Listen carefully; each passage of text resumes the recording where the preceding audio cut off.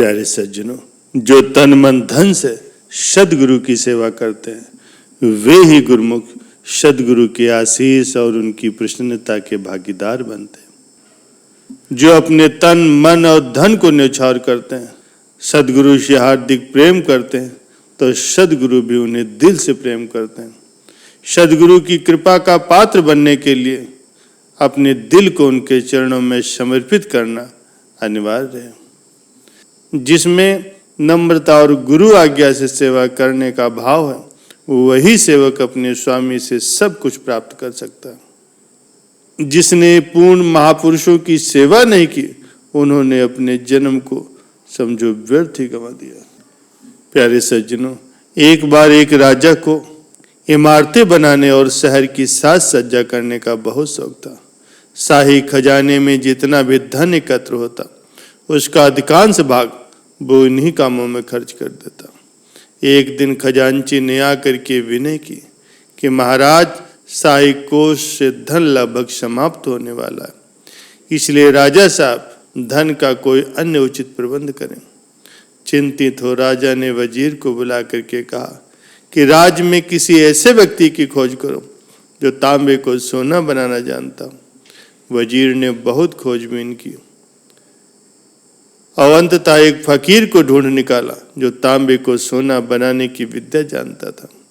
वजीर नम्रता पूर्वक आग्रह करके उसे राजा के पास ले आया। राजा ने उसे तांबे के कुछ सिक्के दिए जो उसने अपनी विद्या से सोने में परिवर्तित कर दिए।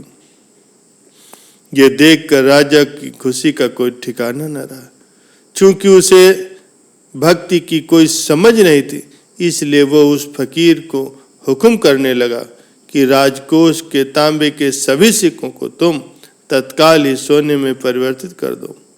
फकीर ने राजा को अहंकार के वशीभूत जानकर उससे सोने वाले सारे सिक्के लेकर के सामने वाली बहती नदी में फेंक दिए और कहा, मैं किसी भी कीमत पर राजमहल में नहीं जाऊंगा और न ही मैं सोना बनाऊंगा। ये सुनकर के राजा के क्रोध का कोई पारावार न रहा। उसने आदेश दिया कि फकीर के हाथ पैर बांध करके तत्काल ही से महल में ले चलो। राजा की आज्ञा का पालन हुआ। फकीर को ले जाकर के कारावास में डाल दिया गया। वहां राजा के कर्मचारी नित्य प्रति उस फकीर के पास जाकर के उसे डर दिखाते और उससे सोना बनाने की विधि बताने के लिए विवश करते। लेकिन फकीर ने उनकी एक बात नहीं मानी। उनके सारे प्रयास विफल हो गए। तभी एक दिन उसी वजीर ने राजा को परामर्श दिया कि फकीर से जोर जबरदस्ती से काम नहीं चलेगा। अगर उनसे ये विद्या सीखनी है तो आप राजा का ये लिबास त्याग करके नम्रता धारण करके उस फकीर के पास जाओ और उसकी सेवा करके उसे प्रसन्न करने का प्रयास करो। और यदि फकीर प्रसन्न हो गया तो फिर आपका काम बन जाएगा। प्यारे सज्जनों, राजा के राजकोष का धन दिन प्रतिदिन कम होता जा रहा था। उधर फकीर से जबरदस्ती करके जब कुछ भी नहीं बन पाया तो राजा ने वजीर के द्वारा दी गई सलाह पर विचार किया। अगले दिन दोपहर के समय राजा साधारण वेश में फकीर के पास गया और उन पर पंखा डुलाते हुए उनसे मीठी मीठी बातें करने लगा। इस प्रकार लगभग एक सप्ताह तक उसने उनकी प्रत्येक दिन सेवा दिल लगा कर की। एक सप्ताह के बाद वजीर ने राजा को कहा, अब आप राज्य में घोषणा करवा दो कि फकीर ने चूंकि राजा आज्ञा का उल्लंघन किया, इसलिए उसे कल फांसी की सजा सुनाई जाएगी। पूरे राज्य में ये बात आग की तरह फैल गई। बात फकीर तक भी जा पहुंची। उसने सोचा कि अब तो मुझे मर जाना ही है, फिर मरने से पूर्व जिस शख्स ने इतने दिन तक मेरी खूब सेवा की उसे कोई दात बख्श दो। मन में ऐसा विचार आते ही फकीर ने उस सेवक को अपने पास बुलाया और उससे कहा, मैं तुम्हारी सेवा से अति प्रसन्न हूँ, तुम्हें आज जो कुछ मांगना हो मांग लो। सेवक के बेश में वो राजा बोला, मेरा परिवार बहुत बड़ा है और मेरी आर्थिक स्थिति भी बहुत दयनीय है। घर का गुजारा बहुत मुश्किल से चलता है। आप कृपा करके मुझे इस गरीबी से छुटकारा दिलवाएं। फकीर ने प्रसन्न होकर के उसे एक कागज पर सोना बनाने की सारी विधि समझाई और कहा, इससे तुम्हारे धन की कमी पूर्ण हो जाएगी। फकीर से विद्या प्राप्त करके राजा की प्रसन्नता का कोई पारावार न रहा। फिर भी राजकीय घोषणा के अनुसार राजा ने समस्त प्रजा के सामने उस फकीर को फांसी देने के लिए बुलाया और उससे कहा, अभी भी समय है, यह तुम मुझे सोना बनाने की विधि बता दो तो तुम्हारी मृत्यु टल सकती। लेकिन फकीर ने स्पष्ट इनकार कर दिया। फिर राजा ने वही कागज का टुकड़ा फकीर के आगे पेश करते हुए कहा, ये वही नुस्खा है जिससे तुम सोना बनाते हो। फकीर उस टुकड़े को राजा के हाथ में देख करके समझ गया कि सेवा करने वाला साधारण वेश में स्वयं राजा ही था।